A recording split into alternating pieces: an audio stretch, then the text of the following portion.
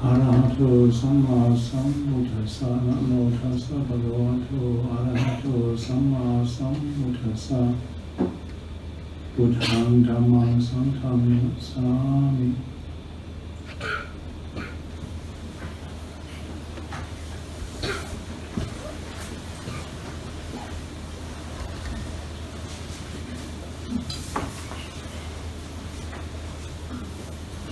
I don't know if there are particular questions this evening, but I will try and give space for those towards the end of this session.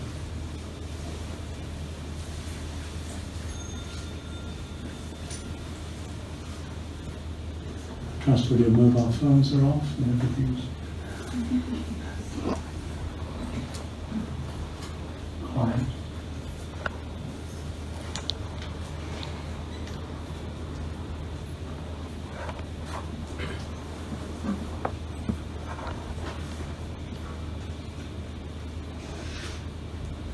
The Dhamma Sutta is the first sermon in the record of the teachings of the Lord Buddha. And some of you know the discourse describing the relationships that allow a life to be noble and worthwhile. And it gets the insight going and gives a practical task to do. You know, as I mentioned a few days ago, sometimes I feel I'm repeating myself. And then I think, well, repetition. If you don't repeat breathing, you're probably in trouble. You might eat rice every day, you don't get bored. So repeating oneself is not necessarily a bad thing. The Dhammacakkappavattana Sutta and talking about the Four Noble Truths is what the Lord Buddha did right the way through his 45 years of teaching. And it gets things going. It gets things going. There is this thing, it starts with this thing that we all experience, the sense of discomfort, stress, associated, being irritated, separated from what we want, associated with what we don't want. And the relationship to that is, it's to be understood, and then the liberation from it is when it is understood. And the basis of the Lord Buddha's teaching is causality. It's the thing that really allows things to be explained. And the thing about dukkha, or stress, is that it has a cause, and the noble and the worthwhile way to relate to that cause is to abandon it, and then the liberating is when it has been abandoned. And because when the causes and conditions for something are not there, the thing will not be there. The dukkha ends. And the ending of dukkha, the noble and worthwhile way to relate to the end of dukkha, is to make that real. And realize it.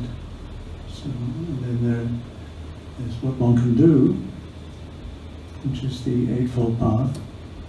It is to be practiced, and then the noble and the insight, and it is noble and worthwhile, it has been practiced.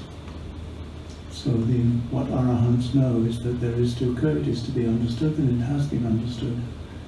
That there is a cause, that it is to be abandoned, and that it has been abandoned, and that there is an end, and it is to be realized, and it has been realized, and there is a path that is to be practiced, and it has been practiced. And that's the summary of what gets things going at the end of the Dhammacakkappavattana Sutta. The Dhamma wheel had been set in motion. And then going back to this The second sermon dealt with particularly with the aspect of dukkha that sort of summarizes dukkha. Birth is dukkha, aging is dukkha, sickness is dukkha, being associated with what you don't like is dukkha, being separated from what you like is dukkha, not getting what you want is dukkha. And then it says, in brief, the 5 panchakhandhas are dukkha. And what are these? Because this is what grasped at when they're upadhana khandha, when they're grasped at, when these things are grasped at, then there's dukkha. And so if it is to be understood, then it's worthwhile actually examining what this description of the world is about. So the 5 khandhas is what is that? For most of us, we haven't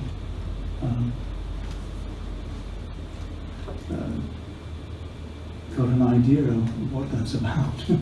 But it's a way of describing our world from the inside, and that's why the meditation is helpful and very useful, because what one's doing when one's meditating is actually examining our world from the inside.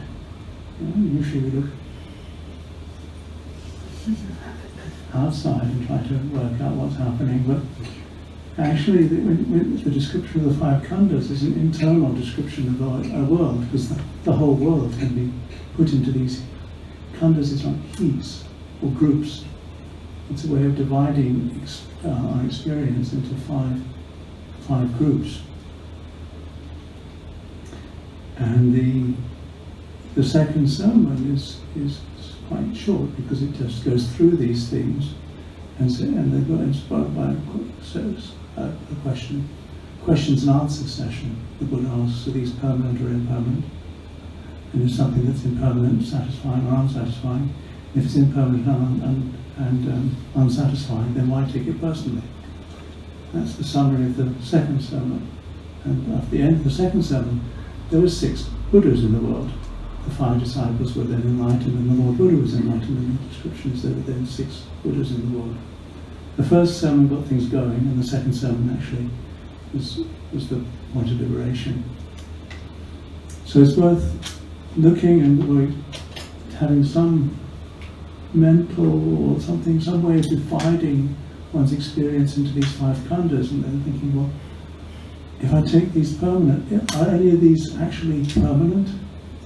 And if they're not permanent, if they're not sure, if they're all, then if something's not sure, is it stressful or not stressful? It's a bit stressful, yeah. And if it's stressful or not sure, then why take it personally? And so that's what are these 5 things? And the first one is called a rupa khandha. And that's sometimes just the body. And that's fair enough. The body's the body. It's this business of earth, water, fire, air that is how things present themselves as either having some sort of persistence or inertia. It's the earth one. They have some sort of shape or consistency. It's the water one. They're always a bit shifty, a bit transforming, and that's the fire. And the air is just the movement, the vibration of things. And the rupa khandha is at the simplest level, this body. This body, is it something that you can always rely upon? Does it never embarrass you? Does it never upset you? Does it really belong to you?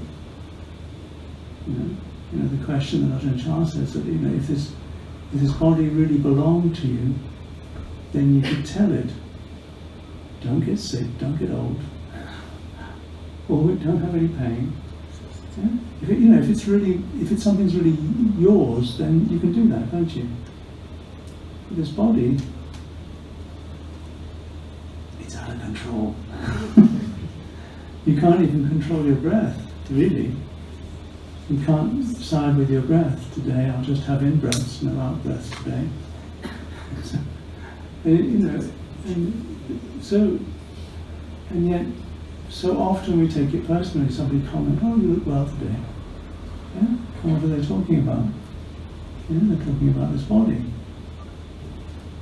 And maybe the next day they say, "You don't look so well," and then you get upset. Because you've grasped at the idea that you're this body.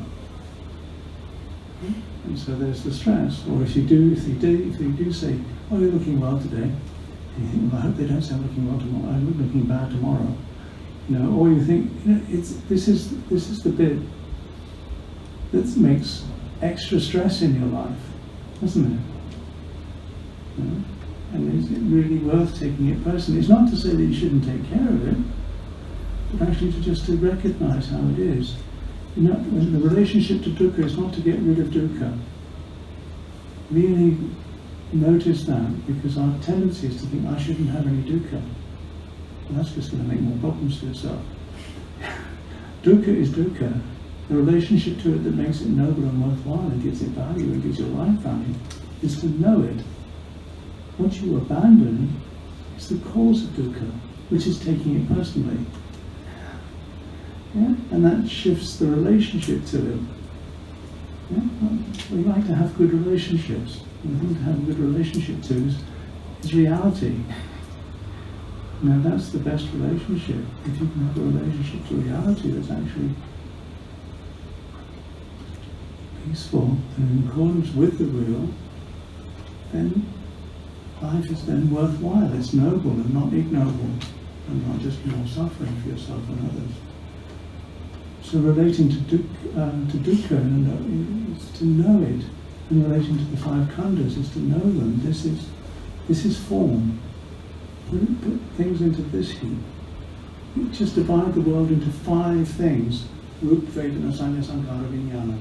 And just divide it into those, and the rest, don't worry about it. It's like you're drawing a map of the world, and you're just dividing it into the 5 blocks, and that's enough. Simplify it, and it's because it covers everything. Any sort of form, past, present, future, is rupa. And that's anything that has that sense of being something separate is dukkha, is rupa. Yeah? Any sort of sense of separation. And the next khandha is Vedana. Vedana is interesting khandha because it's an internal experience. An internal experience. Sometimes it's translated as sensation, sometimes it's translated as feeling. And then people get confused with emotions because there's nothing to do with emotions with it. There are basically 2 types of Vedana. There's 2 types of responses to things. There's either going towards it or going away from it. That's it. That's binary. It's completely binary. Vedana is binary. It divides into moving towards or moving away. That's the nature of Vedana. It's just that. And it gets more complicated because of senses. Okay? And the senses are another way of describing the world. And I'll get around to those maybe if we get to the 3rd sermon by the end of today. But the second sermon is about the 5 khandhas. It's a way of describing the world in terms of khandhas. So the basic response of Vedana is either towards or away. Now, when you're experiencing anything, is there a sense of the eyes, the ears, the nose, the tongue, the body, or the mind? It's got, we Buddhists, we have 6 senses: eyes, ears, nose, tongue, body, and mind. Yeah? You need the mind to join the rest. This is the nature of Vedana, is that it's movement towards or away. They also say there's also neutral Vedana, which is neither towards or away. Yeah? That's the traditional thing. But neutral Vedana, if it's known, it's actually quite attractive. You tend to go towards it because it means less stress. Whereas if you don't know neutral Vedana, then there's a sense of, oh, what could that be? And there's a movement away from it. So that's why Vedana can be divided into two. And of course, if you've got three Vedanas, pleasant, unpleasant, or neutral, towards, away, or neutral, you've got 18, because you've got 6 sense bases, haven't you? Yeah? You've got internal sense bases and external objects. That's 36. Okay, so there's 36 types of Vedana that you can examine. And then, because we're thinking creatures, we've got past, present, and future. 108 Vedanas. Yeah? So it's that. That's the way that our world works. You know, from the basic binary on and off. I mean, we know nowadays that the importance of binary. Things are either there or not there. Yeah? All our smartphones and everything has worked on binary. It's just off or on.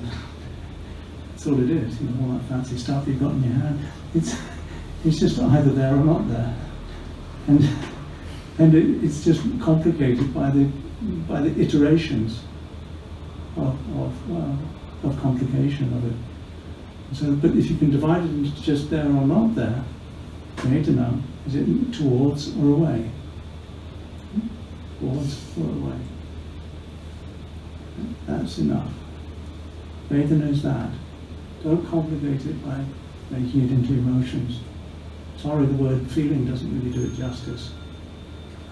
And it's not really, it's about sensation to a certain extent, because, you know, pleasant or unpleasant sensations. And there's a debate about that, you know, what is intrinsically pleasant and what's intrinsically unpleasant. So, you know, there can be philosophical debates about that, because there can be mistaken things. The next one, we've got 2 so far. Rupa, Vedana, Sanya. Sanya is perception. Perception. And perception is about memory, about trying to make sense of things. Yeah, it's about trying to make stories about things. It's about the way that the mind goes, and you can see how that works a little bit.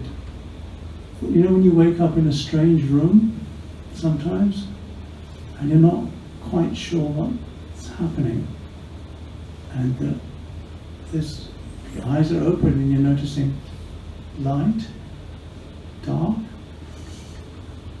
a window, a room. Ah, here I am.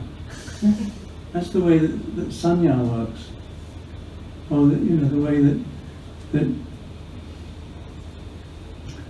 you name things, like, or even recognizing language is all about sanya. Yeah? It's all about giving meaning to things, and we love to give meaning to things. And if things are meaningless, we're really confused. We'll look at carpets and try to make patterns out of them. You know, it's the way that the mind works to try to make sense, and it's all uncertain. It's because things change, and it's all stressful, and it's just like this. You know, you're trying to make sense of things that basically, it's just like this. It's, you know, there's that which is, well, people have different sanya, and there's all sorts of conflicts because you have different perceptions of things, yeah, different stories that you tell about yourself and about other people, and that's sanya. It's all about memory. It's all about recreating things. And the formula behind that, or the pattern, or the rhythm of that, and anything that comes together to make a pattern, is called sankhara. Yeah? And that's the sort of beat. It's the recipe. It's the sheet music. It's the before the sound. It's it's the habit behind it. I sometimes call sankharas habits, because they're often unconscious. There's a sort of underlying habit or structure behind things. And they're basic, and that's all come together. Sanya Sankara is about how you habitually form memories, and they work together. And that's based on Vedana, because it tends to go, you tend to try to get what you want and get away from what you don't want. And that's the basis of it. And seeing that those are stressful, noticing those are stressful, noticing that there's an inherent stressful about it. If you take it personally, it's going to make it more stressful. It's just uncertain, and being uncertain, you're not going to get ultimate satisfaction out of any habit. And that's the insight into upatana kanda, clinging on to things. That's why they say clinging on to things is just going to make stress. Holding on to fixed views is going to make stress, because you're holding on to things have to be this way. If they're not done this way, then you're not being properly respectful to me. I'm not getting my way. And you know how difficult that is. When 2-year-olds try to get their way, it's a trauma, a tantrum. And we tend to throw tantrums internally or externally when things aren't going to the way that we want them to go. And that's the nature of sankhara sanya. So this is the way the khandhas work. Form, feeling, perception, conception, I sometimes call them. I sometimes call sankharas conception, because it's the way you conceive things. It's the arrogance around things, the sense of possession around things that we tend to habituate.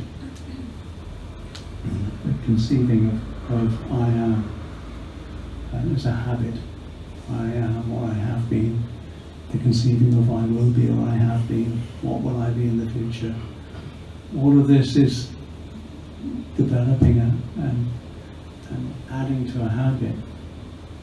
And clinging to that and taking it personally is going to make more stress for yourself and for others.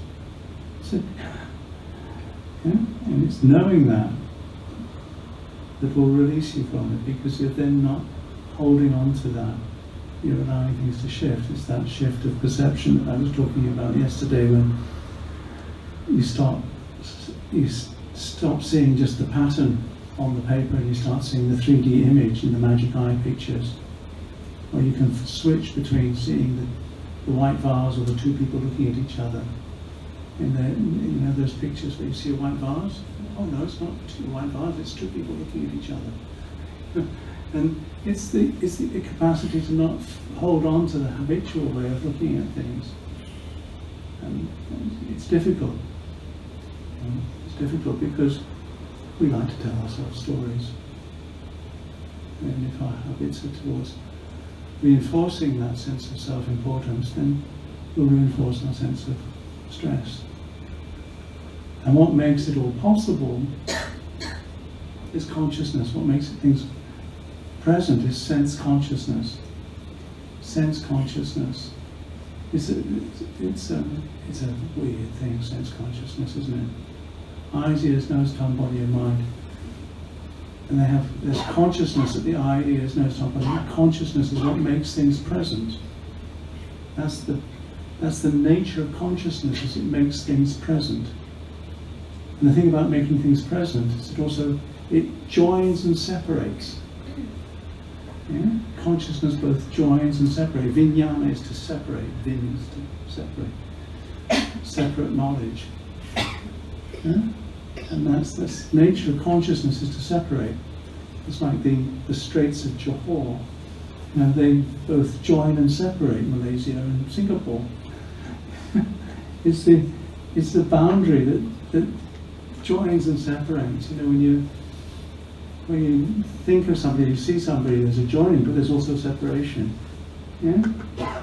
It's a funny thing, that business of when you notice something, and there's a noticing of something, oh, there it is, but then it's there now. Yeah? That's the nature of sense consciousness, that both joins and separates. Of course, that's the five khandhas at the basic level, that eye, ear, nose, tongue, body and mind. And it's what makes things very separate from the five khandhas of vijnana, sankhara, sanya, vedana and rupa. Rupa, vedana, sanya, sankhara, vijnana. Yeah? Those are the five khandhas. They're really worth getting to know. And dividing your experience into these is helpful.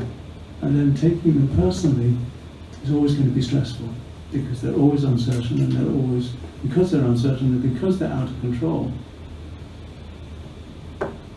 they're always going to be unsatisfactory, and there's no need to take it personally. The thing about vijnana is as a dhatu, is what the Bosmaita talks about, vijnana as a dhatu is the vijnana that just is. The sense of knowing that is not discriminatory. You know, the sense that accepts everything. That's the vijnana that accepts everything, because it doesn't distinguish. It's not.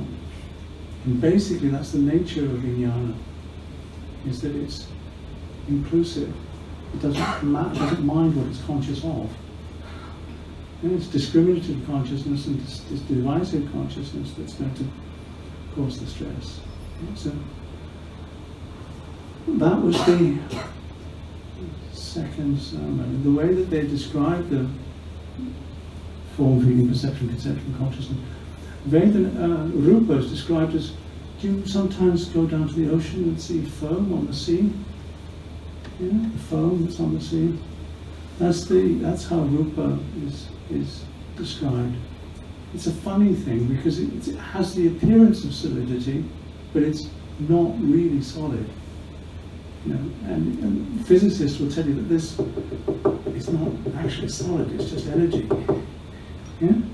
No, it really appears solid, but it's not. Yeah? It's not solid. You can't bang your head against it. It's, yeah, but you know, it's seen in different lights. Things seem different. And Rupa is actually foam on the sea. Vedana. Does it ever rain in Singapore? and sometimes when it rains, if you watch the way that sometimes on sheets of water when it rains, you get little bubbles of water on top of the water, and they go skidding along the top, yeah? And then whoop, they're gone. Yeah? That's what Vedana is about. Vedana is described as those little bubbles of water. It's that fleeting, because actually, when you notice the movement towards or away from something, it's just that, whoop, it's gone. Yeah? And it has to be repeated. But it's really, really fleeting. Vedana is actually really. And sanya is described as, you probably don't see very many of these. This is more a desert thing, but you do see them sometimes. Do you know a mirage? Yeah, a mirage is when you have a sort of shape or something that's reflected from somewhere, and it's not there, but it looks as if it's there. Yeah, it looks really real. And sanya is described as a mirage. It's a mirage. I find that helpful, because it's not that a mirage isn't real. It's just a mirage. It's not that your perceptions are not there. Saying, well, I don't have any perceptions, you're going crazy. You're going to have perceptions, because that's how we function. But to treat them as more than that, to treat a mirage as real, you're going to be extra confused. See? It's useful to know, isn't it? Sankharas. Do you have bananas in this country? Do you have banana trees? Have you ever tried to look for the heart of a banana tree? You can't start peeling the banana tree? Yeah? You try and find the source, the actual hardwood of a banana tree? Not going to be there. Is it? Yeah, so you're just going to keep peeling. And it's just leaf. Yeah, it's not really a tree at all. And that's the nature of your habits. If you really start peeling them away, they just, they look solid. Yeah? All your habits that you think, this is definitely me. This is my opinion about this. How did that get there? Start looking at it. There's nothing there, is there? It's just, that's why sankharas are described as it's like a plantain tree or a banana tree. They're just made up things, stuck together in a funny. And consciousness described as a conjuring trick. Conjuring trick. Conjuring tricks where you're moving the stuff around, or they're producing rabbits out of stuff. Well, you know what a conjuring trick is.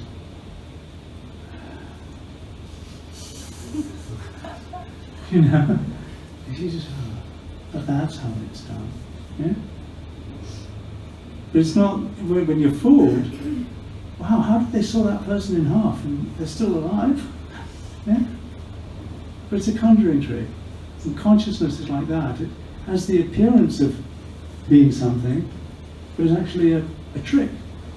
It's a trick of the mind. And noticing it, you're less invested in it. Yeah? Your investment in believing it, oh, that's what's happening. That's how it's working. And you're less, it's not that you're disappointed or anything, it's just like, you don't want to play with something that's a kid's toy. Yeah? That's what it is. It's not supposed to be different. That's the conjuring trick of vijnana. It has this sense of separating and joining, but actually it's just, there's no separation and there's no joining, it's just the knowing. The whole thing of time and space is just a construct. It's just a way of convenience. It's a very, very strange thing, time and space. When you look at the sun, you're looking at something that's four minutes away. You're looking into the past, you're looking into the sun, when you're looking up at the sky, at the stars, you're looking at things that are not there. Weird, isn't it? Things that are indifferent. This is the way that our science tells us now. So we have this idea that the stars are like that. But actually we also know that they're not like that. It's just a story that we're telling ourselves. Yeah? It's just a way of explaining it. The stars are all different. Even as you look across the room, actually, you're looking into the past. Because it's all just a trick that we're trying to do to make life make sense to us. It's consciousness. It's a conjuring trick. Weird stuff. I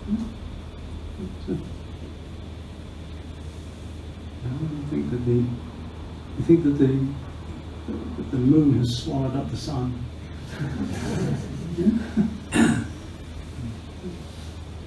It's just a very strange astronomical. The explanation we now have is it's a strange astronomical coincidence, actually, because it's very strange that this moon is actually appears about the same size as the sun.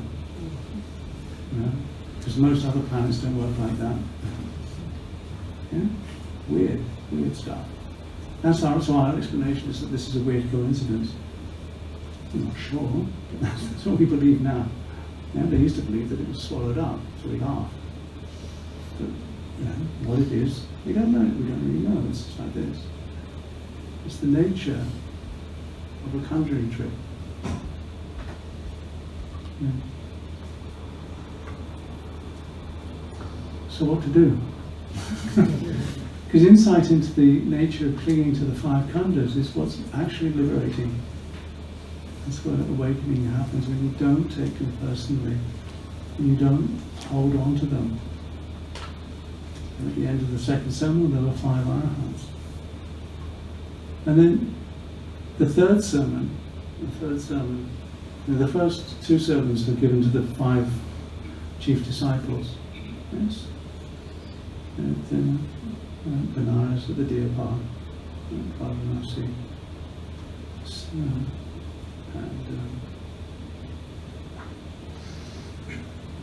The third sermon was an interesting sermon. The young Lord Buddha was, left the 5 disciples behind and he actually went towards there were 2, well, there were 3 actually, 3 famous holy people, not so far away, Uruwela. And they were fire worshippers. You can understand why people would worship fire. Fire is amazing, and humans and fire, well, we have a relationship with fire that's really different from most other animals. We do things with fire and control it, and fire transforms, doesn't it? It's really transforming and extraordinarily powerful. And so you can understand why people would worship fire and think, well, this is the ultimate. If you really want to worship something that's worthwhile, worship fire. Yeah? So there were these 3 brothers that had 500, 250 and 250 disciples each. And the Buddha went towards them and asked to spend a night or 2 with them. And they said, sorry, we don't have much accommodation, but there's this Naga, this fire-breathing dragon, and he lives up there. And if you really want to, you can go and stay there with the fire-breathing dragon. Don't guarantee anything, but it's what it is. So the Lord Buddha went and stayed there, and the fire-breathing dragon breathed fire at him, and the Lord Buddha breathed fire back. And of course, the Lord Buddha being the Lord Buddha, of course he won, and then in the morning they came down and the head of the group said, do you have any trouble? The fire-breathing dragon? And the Lord Buddha said, not much trouble, mate. I put him in my bowl, he just changed him completely. And the fire-worshipping ascetic said to himself, yeah, that young monk, he's pretty cool, but he's not enlightened like me. He's doing something, he's not enlightened like me. And so the Lord Buddha stayed with him, with these ascetics for quite a few days. He actually performed 1,500 miracles during this time. Different ways, it was pouring the rain, so nobody could do walking meditation or anything like that.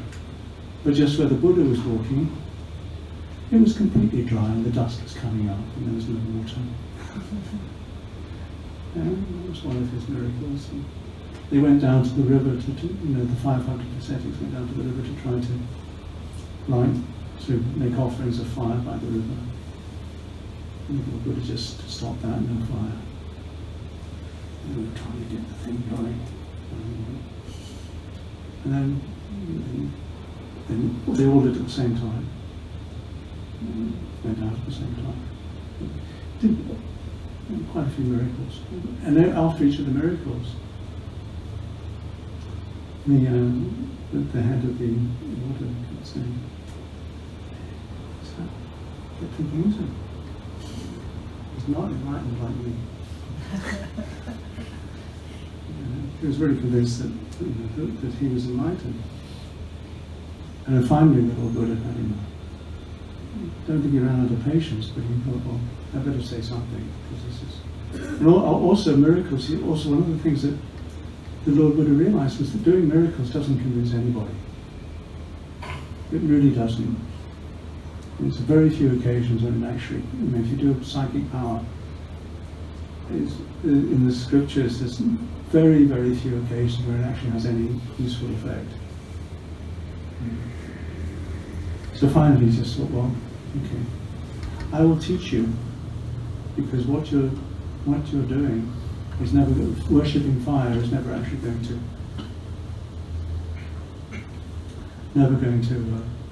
really work. You're not going to get enlightened by worshipping fire. Worshipping transformation is not going to enlighten you. The way that he taught was, all is burning. All is burning, burning with the fire of greed, burning with the fire of hatred, burning with the fire of delusion. Burning with the fire of greed, the sense of really wanting something. If I get this, then I'll be happy. Do you ever think that? If this happens, then I'll be happy? That's burning. Burning with the fire of greed. Or if this doesn't, if I can just get rid of this, then I'll be happy.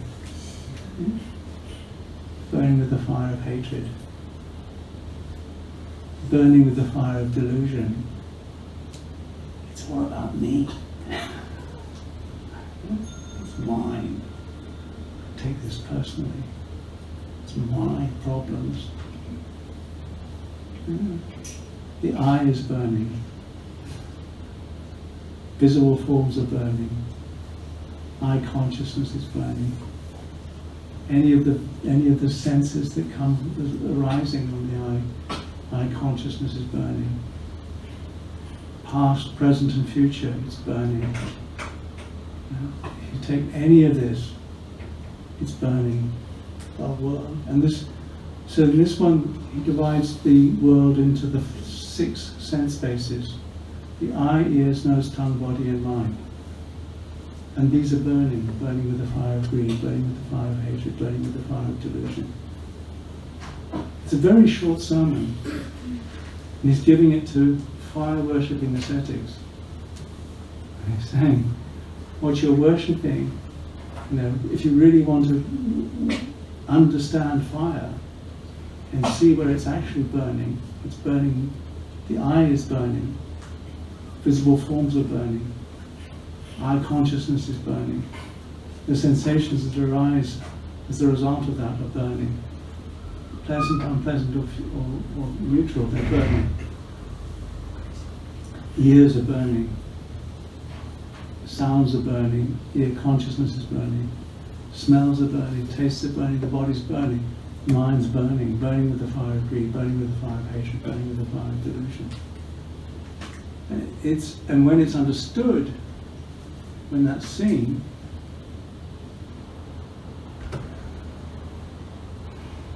it's just no longer fooling. It's just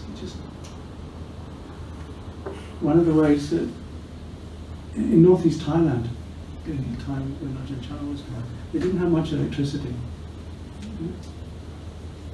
And one of the things was when he was traveling, apparently, he noticed that electrical sockets. And he said, if you put your finger in one of these, when you get a shock, you come away. He said, if you really knew that the eyes, ears, nose, tongue, body, and mind, how hot it was, you would withdraw as quickly as that. Yeah? It's that hot when we attach. When we attach to the eye, ears, nose, tongue, body and mind, it burns. It burns. We really want to see something, we really want to get rid of something, we really want to hear something, or we really attach to anything. It's burning with the fire of greed, burning with the fire of hatred, burning with the fire of delusion. And that's the nature of it. At the end of that one, of course, these matted-head ascetics had, dreadlocks. They cut them off. Eventually, all of the disciples came and we had the same talk. So we had, at the end of that talk, there were 1,000 arahants. Yeah? First talk, there was just the beginning, Ananya. Second talk, 6 Buddhas, 6 arahants with the Lord Buddha. Third talk, 1,000. Yeah? So it's a powerful talk.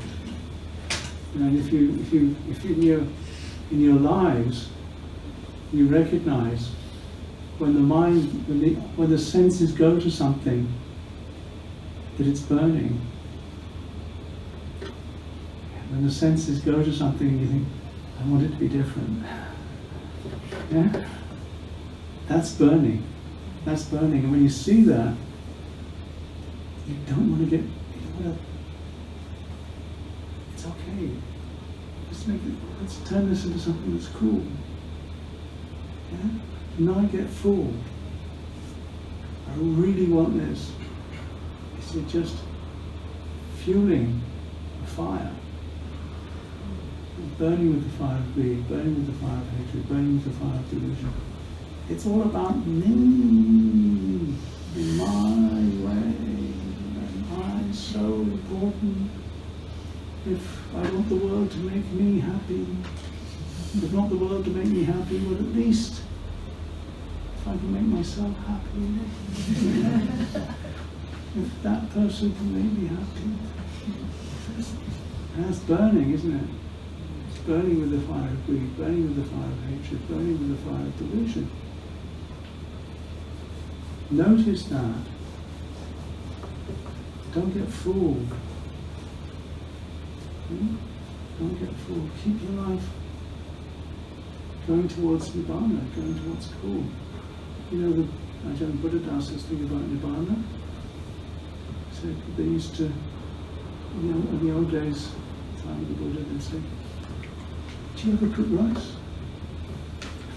Do you ever put it aside and let it cool a bit? Yeah?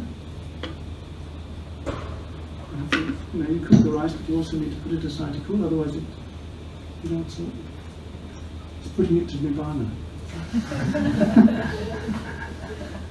Ajahn Buddhadasa used to say that. Okay? It's just cooling it.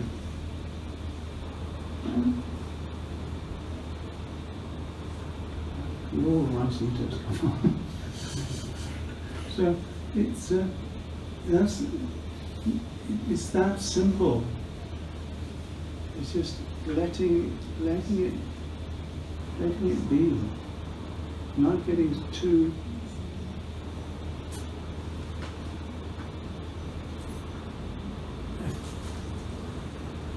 invested in results. Now, if this doesn't happen, I won't be happy. How often is that such a disappointment to you? And even if you do get what you want, how long does that sense of, I've got what I want. You've opened the present. It's already all. And it's all, don't really just notice. Don't make your life more of a problem than it needs to be.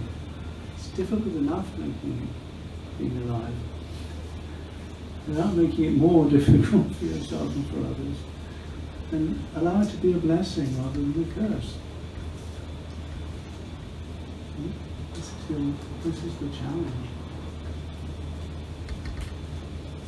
So that's a sort of summary of the other sermons a little bit, and I'll be happy to try to answer any further questions. But I offer that for your consideration this evening. If it's any help, please use it, and if it's not, then I apologize, and we'll read about it and have it, think about it. And don't reject it immediately, but if it's of any help and don't believe it, we'll try testing it.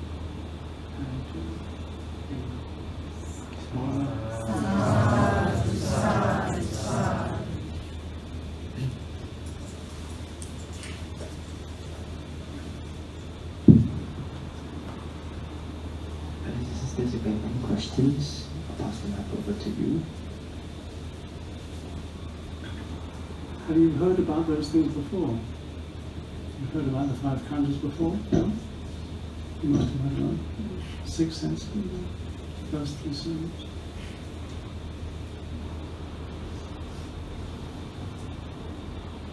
Some of you.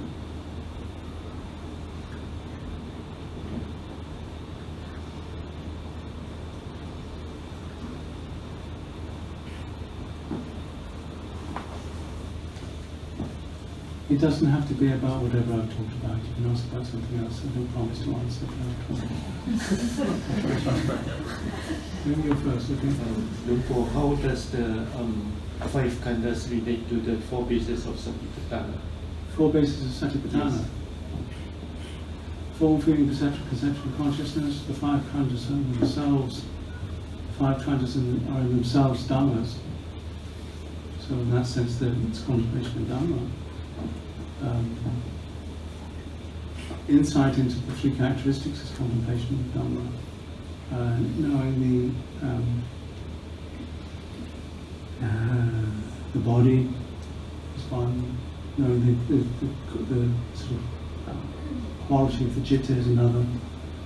Calming the citta sankharas is one of the things that as you're practicing anapanasati. You calm the habits of the mind so that you can see them more clearly. So that's the way that they relate in daily practice, is using the breath, or using the contemplation of the body and the contemplation of the mind to actually calm the habits of the mind, so they can actually be unpeeled, so you can see how empty they are. That's what I would say. Does that help? So, as you're breathing, in the contemplation of the Satipatthana, this is where it's helpful to put attention. Okay? These are the safe places to give attention. The body, the Vedana. The Vedana is just this movement. That's really helpful. Notice whether the mind is going towards or away from something, or the senses are going towards or away. That's Vedana Nusati. Okay? And that's the Vedana Khanda. Okay? And the Sanya is the way that the perception works and how they relate together. The Sanya. Sankhara is the habits of that. The Vijnana is more about the tone of it. I hope that helps. Yes? Ajahn, thank you very much for coming to Singapore again. Tonight is actually also the 4th death anniversary of my mother. So may I humbly request Ajahn to actually share a short discourse on gratitude to parents.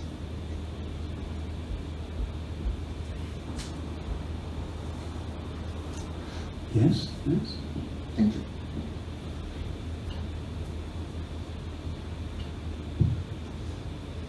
Parents are important.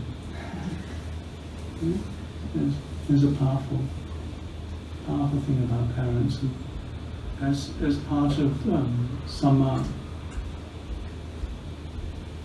samaditi, yeah, is mundane samaditi. Samaditi is view or perspective or assumption. Yeah? Or paradigm is the fancy word, or view, okay, is the unfancy word, or where you're coming from, your basic assumptions. And part of that, if you believe you're a separate individual, yeah? If you have that basic assumption that you're a separate individual, then that the ditthi or the view or the paradigm to come from, part of that is that there is mother and father. Yeah? The liberating part of samadhi is when there's insight into the three characteristics of the Four Noble Truths. Yeah? Samadhi, parents are important. And gratitude is interesting. Gratitude is interesting.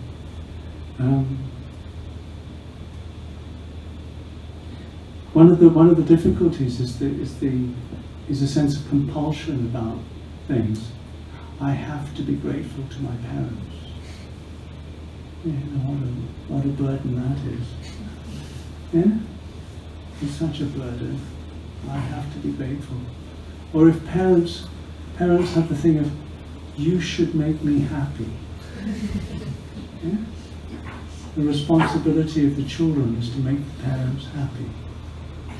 If you do this, then I'll be happy. Isn't that a strange thing to say to a child? You're making a child responsible for your happiness?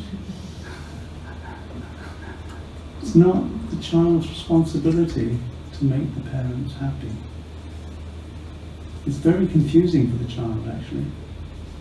It's not that the parents shouldn't be happy if the child does things.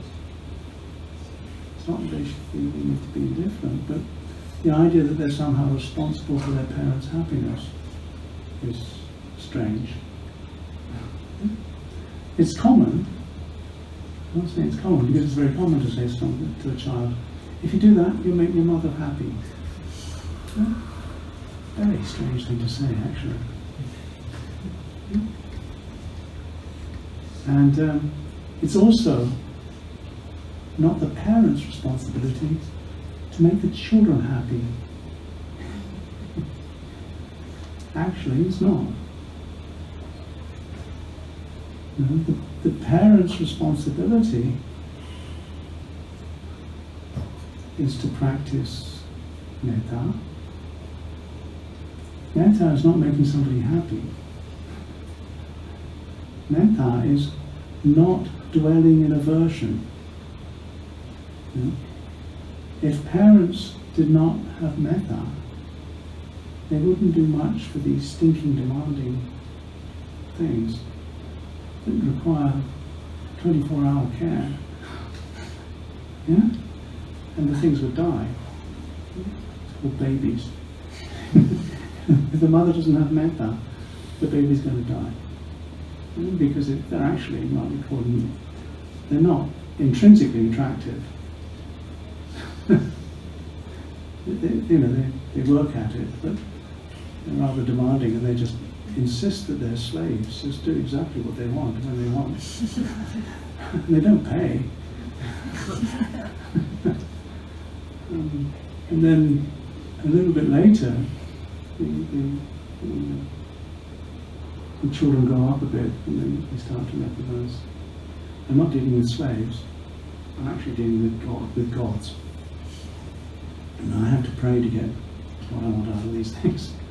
I have to work out ways of wheedling what I want out of these people who have, these beings that have so much power over me. They can decide when I get to bed and when I get up. They can decide what I eat and what I don't eat. I better work out a way to pray to these things to get what I want. Yeah? And praying to gods, and the relationship changes to being one of relating to gods. And then as the children get a bit older, they start to recognize, hey, these gods, they're not infallible. They've made mistakes. And actually, you can't trust anybody over 30 because they've obviously messed up their life.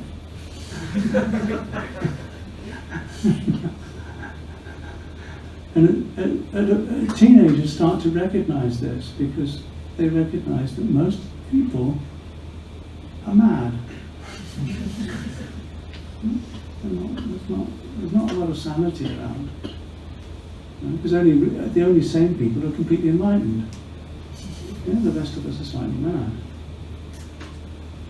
So that's the way that we relate. So the responsibility of parents is to practice, and naturally, this is the natural thing of a heart free from confusion, is to practice not dwelling in aversion, metta, karuna, which is doing things that allow their children to suffer less now and in the future. That's compassion. Finding ways so that their children can suffer less now and in the future. It's giving them the food to eat at the right time, making sure that they don't misbehave, making sure that they go to the school so that they suffer less now and in the future. That's compassion, that's a responsibility. It's not to make their children happy. The parents' responsibility is not to make their children happy. If you do that, you're in for a losing battle, because you can't make somebody happy. You can't make somebody happy. People are going to be happy or not, and it's really up to them. What you can do is help them not suffer. You can help them not suffer. If you help them not suffer, then they'll find a way to be happy. Because beings will find a way to be happy, because that's their nature. They wish well for themselves. And then the next thing that parents can do for their children, is to appreciate them. Appreciate whatever goodness they have. And that's where you can say, hey, you did well there. I'm happy that you did well. You can be happy at their successes. You're happy at their successes. You're happy when the baby learns to smile. When the baby says its first words. When the baby, it's not the baby's responsibility to make you happy. It's just natural that there's a happiness at appreciating goodness and success. And that's something that parents can do. Parents can do that. And then finally they have to recognize that the children do not belong to you. Sorry. My children. This is my child. They belong to nature. Your own body belongs to nature. Really, kids do not belong to you, which is actually quite a relief, because it's in the end the parents are not responsible for their kids. Strangely enough, they're not responsible for their kids. You think you're responsible, but they're responsible for their own karma. You're responsible to allow things so that they don't suffer now and in the future. But how they turn out, you don't know. Sorry.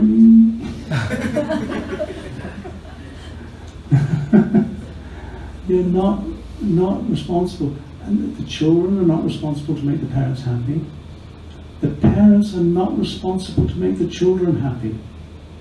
If they get caught in this thing, I have to make my children happy, whoa, never going to work. Never going to work. There's endless. Trying to make your children happy, waste of time. Trying to make your disciples happy is a waste of time. I don't even have kids, but it doesn't work. And it's not your responsibility to make your teacher happy either. It's not the responsibility. The happiness it's worth is a happiness independent of conditions. Gratitude is interesting. Gratitude. I said about appreciating goodness. Appreciating goodness. It's called mudita. Joy at goodness. Joy at success. It's the opposite of jealousy and envy. It's about noticing goodness, really being conscious and making goodness present in your life, so you notice things that are good in yourself and in others. That's mudita. And that's if you really, this is where, for me, gratitude works. Because gratitude is an expression for me of noticing goodness. Yeah? And gratitude in the sense of noticing goodness and feeling, that's something that I could do. Yeah? And you feel blessed. Now, when you notice the goodness of the Lord Buddha, or the goodness of the Arahants, and you think, I'm so glad that they did that. Yeah, it brings such joy. And then there's a sense of gratitude, because there's a sense of, I can aspire to do something. And the thing about gratitude is there's a sense of, I want to support that. I want to support the goodness. And that's where generosity comes in, because there's a sense of, I can do this and I can do that. Now, how do you repay your parents? If you carry your parents on your shoulder, right? You know this, don't you? You carry your parents on your shoulder, and they live there, and they eat there, and they go to the toilet there, and you're carrying them day in, day out. You can't repay them. Because they've already done that for you, haven't they? They've already done that for you. That's what you do with your babies, isn't it? You carry them around and they just demand your attention. So maybe the way for the children to repay their parents is if the parents give them an invoice. This is the cost of my time. Carrying you around and getting up in the middle of the night, that was triple time. The cost of your education, everything that you got from me, okay? This is the invoice. You're going to get it at 18. Yeah? That won't repay them either, actually, sorry. Even if you pay that invoice. You can't repay them that way. How do you express gratitude? Now, how do you say thank you? So it's a difficult one, because English people, they just say thank you the whole time. Thank you. Now, one of the first words I tried to learn in Thailand was thank you, and the Thais were very reluctant to teach it to me, because I was already dressed in white and I was going to be a monk, and monks actually don't say thank you. You don't say thank you to lay people. Chiron, which means growing blessings. It's nothing to do with thank you at all. And similarly, in some cultures, you don't say thank you. I don't know about Chinese culture. So how do you express gratitude? How do you express the gratitude to your parents? Because if your parents have been good enough, that's all you really want from parents, is good enough. So they haven't actually, because there are parents that aren't good enough, let's be quite honest. If they haven't actually beaten you up, exploited you, taken your kidneys,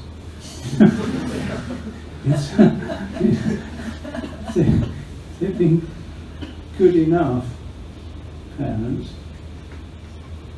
then how do you express your gratitude? If you do start to appreciate that they're basically good people that have done their best, how do you do that? It's quite simple.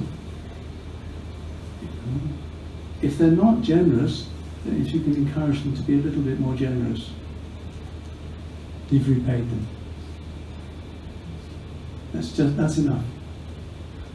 But if they're already a little bit generous, if you can encourage them to be a little bit more virtuous, then you've repaid them. If they're both generous and virtuous,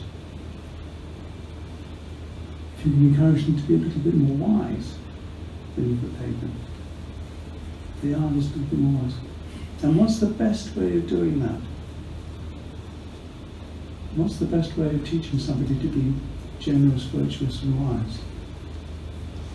Example. You have to do it yourself. Yeah? If you're a little bit more generous, virtuous and wise yourself, then you express your gratitude for those that have given you the opportunity to be virtuous, generous and wise. Yeah? That's the way that you express your gratitude towards your parents, is to actually be enlightened.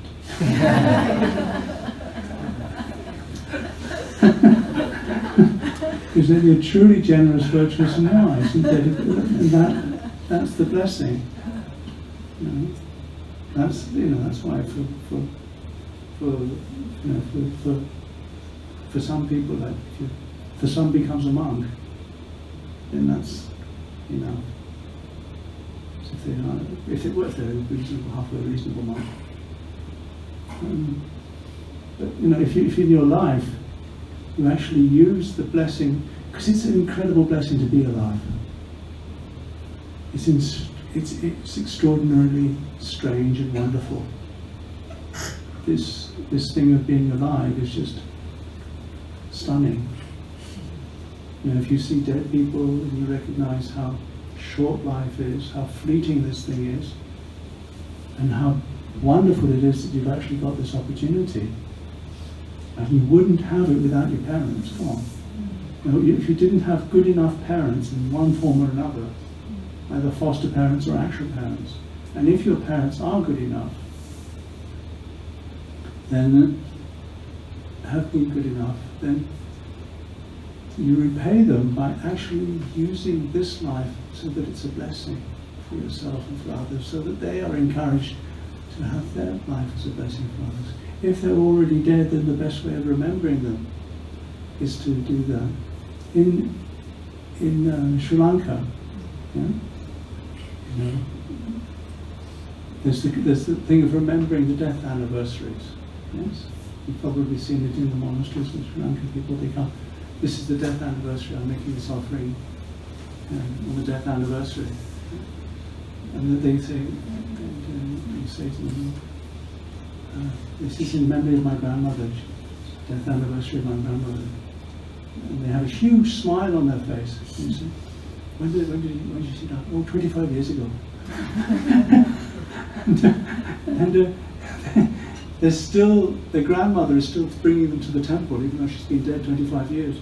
The memory of the grandmother is still bringing them to the temple. Whereas, the first year, maybe, my grandmother's died. After 25 years of coming and bringing down and memory, it's great, I'm going to remember my grandmother. Yeah? And so and then just reflecting on all the goodness and what you can do to continue that goodness is the way to express gratitude to your parents. If you want to say thank you to your teachers, be enlightened. Yeah? Really practice. That's the only real way to say thank you. I hope that helps a little bit. And it's nice that the memory of your father has allowed me to talk about that. So dedicate the blessings, the opportunity to hear something about gratitude to your fathers. Anybody who has a father, fathers. And mothers, dedicate the blessings to those. Thank you. Thank you.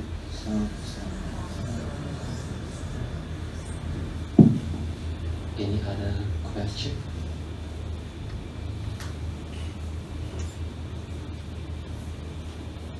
So it's nearly the end of this decade.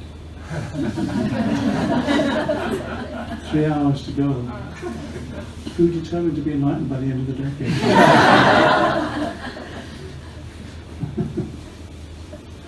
No, practice being enlightened now. Yeah? Questions? Anybody else for question? Yeah.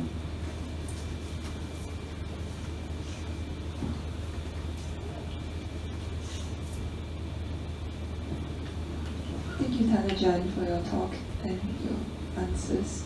I just have a question regarding consciousness. In your Dhamma talk, you mentioned that it is separating and joining.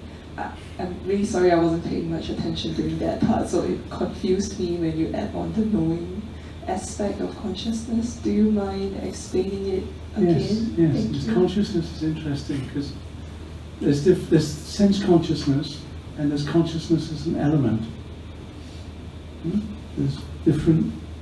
There's the dhatu vijnana and there's sense consciousness. Sense consciousness is what the five khandhas are about, and that's what separates and joins. And the thing about separating and joining is that it's what makes things present. Consciousness is what makes things present. If there's a sound and an ear, but there's no ear consciousness, you don't hear it. Yeah? It's not present for one. Right? You're absorbed in a book and your mother's calling. You have an ear, your mother's calling. But there's no consciousness. The consciousness is on the screen. Yeah? It's not present for you. But once it's present, there's a sense of here and there. So it's both joined and separated. Yeah? Because when you see something, see you, so joining, there's also separation. Yeah? And when you think of somebody, well, it's not something, there's both a joining and a separation, because there's me and that. Yeah? But the whole thing, because that's why, that's the sort of paradox of it, that it both separates and joins. As I say, a bit like Johor Strait. It both separates and joins. Yeah? It does both at the same time. And the reason that it can happen at all is because there's one of the elements is there's earth, water, fire, and air. That's the elements. And the element of, there's two more elements that are not often talked about, that Ajahn Sumedho tends to talk about. Yeah? There's space and consciousness. Yeah? Space is the fact that, that includes the fact that the most important thing about this building is that there's space for it. If there wasn't the space for it, the building would not be here. And consciousness is that which is common to everything. The fact that it is present. And that's the strangeness of it. It's that which knows thought and is not thinking. There's a way to get to that. Yeah? That which knows thought, which is not thinking, is where thought ends. And you can't think about that.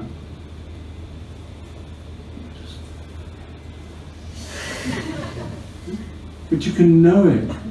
And it's a very strange thing, because that's not separate. And it accepts everything.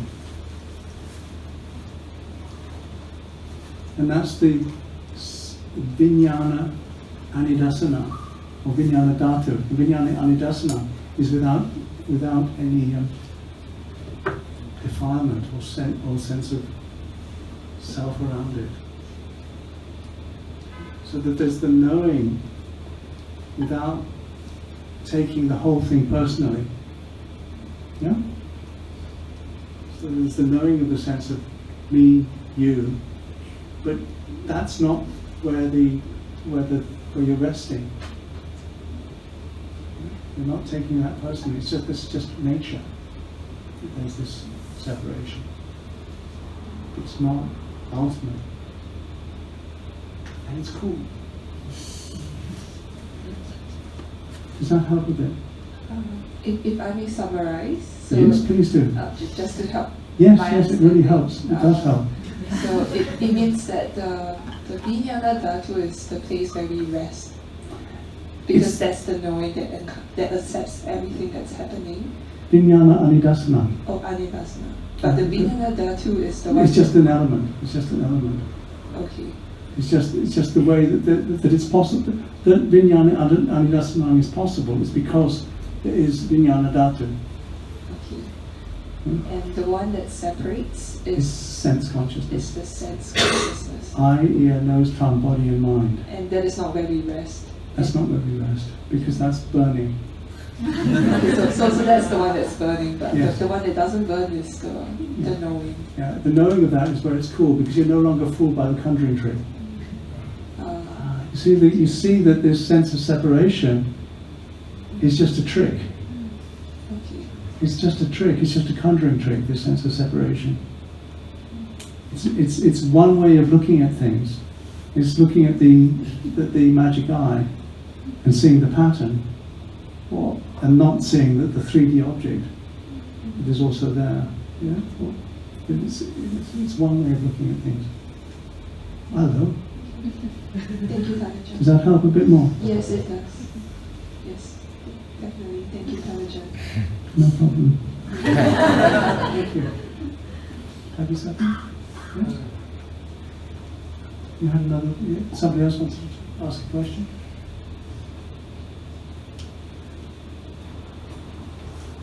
Last chance.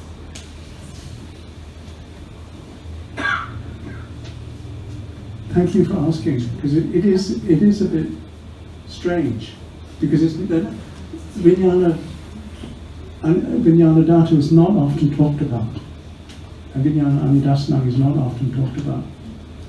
Ajahn Sumedho is, because it's this statement that Ajahn Sumedho is so fond of. There is an unborn, unoriginated, uncreated, and unformed.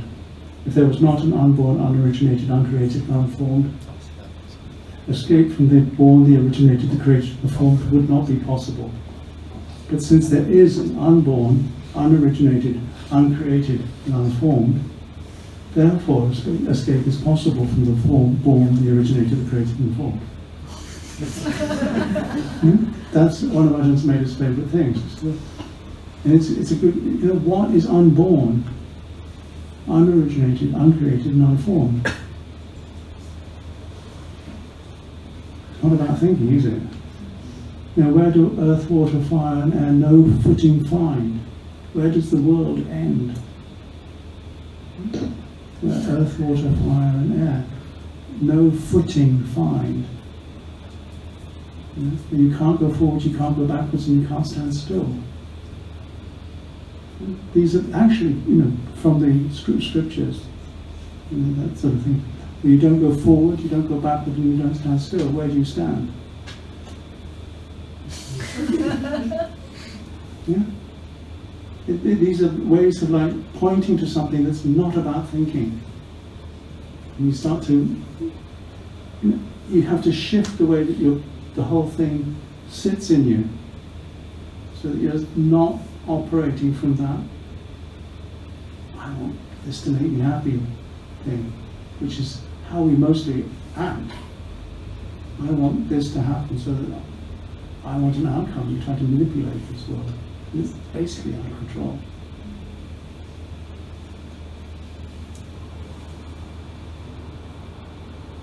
Thank you for asking.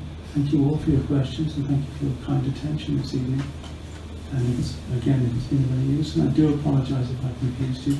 I do recommend that you listen to Professor Sumedho's talks or the other talks by all the other senior Ajahns, because they're pretty cool. Thank you.